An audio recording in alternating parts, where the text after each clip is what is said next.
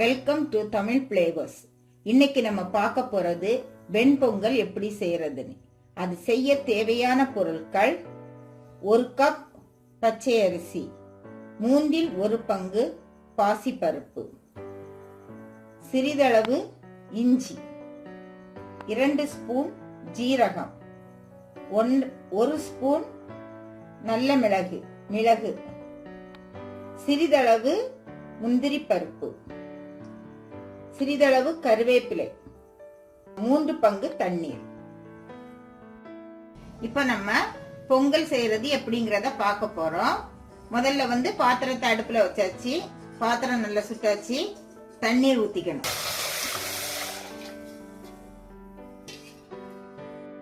இப்ப நம்ம அரிசியையும் பாசிப்பருப்பையும் ஒன்னா கலந்துக்கணும். ஒன்னா கலந்துட்டு தண்ணீர் விட்டு நல்லா கழுவிக்கணும். கழுவி நல்லா சுத்தம் பண்ணணும். இப்ப தண்ணி நல்லா சூடாகியாச்சு. நம்ம ஏற்கனவே கழுவி வச்சிருக்கக்கூடிய அரிசியையும் பாசிப்பருப்பையும் அதுல போட்டு வேக வைக்க போறோம்.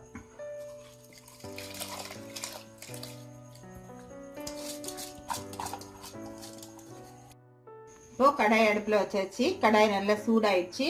நம்ம பொங்கலுக்கு வெண்பொங்கலுக்கு தாளிக்க போறோம். இதுல நெய் சேர்த்துக்கலாம். இப்போ நெய் வேண்டாம் அப்படிங்கிறவங்க எண்ணெய் கூட சேர்த்துக்கலாம். அது உங்க இஷ்டம். 2 ஸ்பூன் நெய் விட்டுக்கணும்.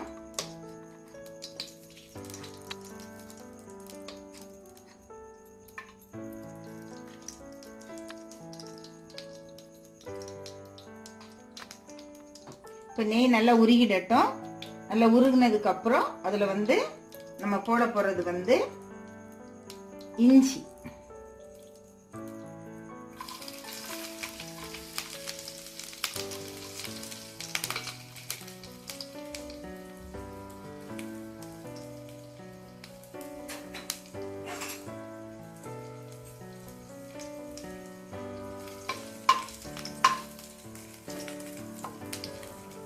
இஞ்சி நல்லா பிரவுன் கலரா மாறிடுச்சு. மிளகு போடணும்.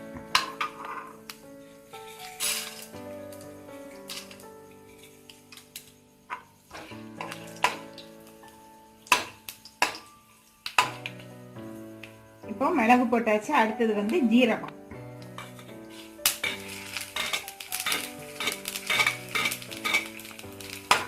இப்போ மிளகு, ஜீரகம், இஞ்சி நல்லா பொரிஞ்சிட்டு இருக்கு.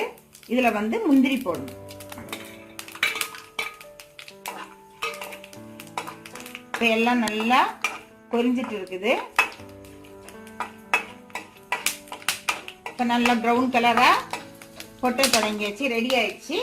இதுல கருவேப்பிலை போட்டு ஸ்டவ் ஆஃப் பண்ணிடணும். இப்ப கருவேப்பிலை போட்டுட்டு ஸ்டவ் ஆஃப் பண்ணிடணும். இப்போ பொங்கல் ரெடி ஆயிடுச்சு. நல்லா ரைஸும் பருப்பும் நல்லா வெந்துடுச்சு. இப்ப தேவைக்கு உப்பு சேர்த்துக்கணும்.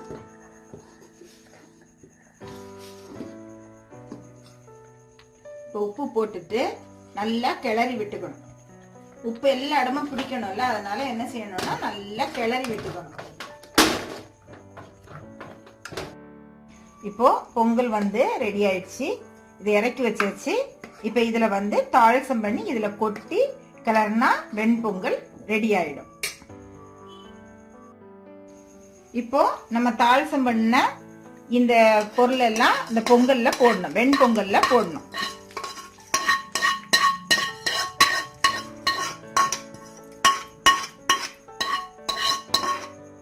போட்டாச்சு. போட்டுட்டு நல்லா கிளறி விட்டுக்கணும் பொங்கல். இப்போ பொங்கல் ரெடி ஆயிடுச்சு. நீங்களும் உங்க வீட்டுல இதே மாதிரி செய்து பாருங்க. இதுக்கு சட்னி வச்சு சாப்பிட்டா, சட்னி சாம்பார் வச்சு சாப்பிட்டா நல்லா இருக்கும். நீங்க உங்க வீட்டுல செய்து பார்த்துட்டு உங்களுடைய கமெண்ட்ஸை ஷேர் பண்ணுங்க. தேங்க்யூ.